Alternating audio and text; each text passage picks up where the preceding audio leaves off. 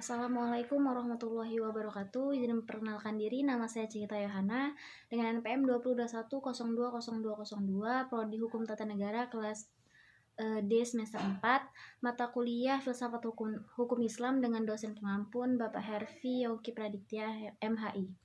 Di sini saya akan memaparkan mengenai materi sifat dan karakteristik hukum Islam.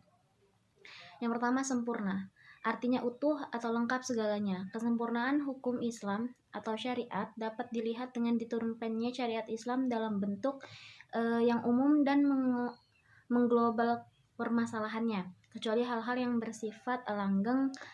Nas membuat prinsip-prinsip hukum terperinci, karakter, dan teknis. Syariat Islam dapat benar-benar menjadi petunjuk universal dengan bentuk yang umum dan global tersebut. Syariat Islam juga dapat diterima di semua tempat dan di setiap saat. Juga diharapkan hukum Islam dapat berlaku sepanjang masa. Elastis. Sifat dan karakteristik hukum Islam yang kedua yaitu elastis. Mudah diubah bentuknya dan mudah kembali ke bentuk asal, lentur dan luas.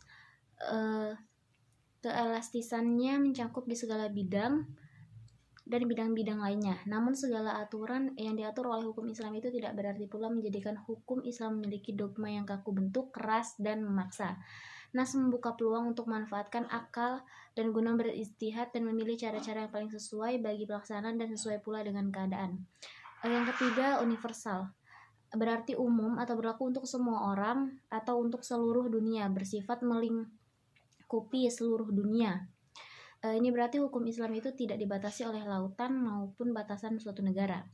Yang keempat, dinamis. Dalam KBBI dijelaskan makna dari kata dinamis adalah penuh semangat dan tenaga sehingga cepat bergerak dan mudah menyesuaikan diri dalam keadaan dan sebagainya. Syariat Islam dapat menarik manusia dengan amat cepat dan manusia bisa menerimanya dengan ketetapan hati karena Islam menghadapkan pembicaranya kepada akal yang mendesak manusia bergerak dan berusaha serta kepada toleransi, persamaan, kemerdekaan, menyuruh untuk berbuat ma'ruf dan mencegah mungkar. Sistematis.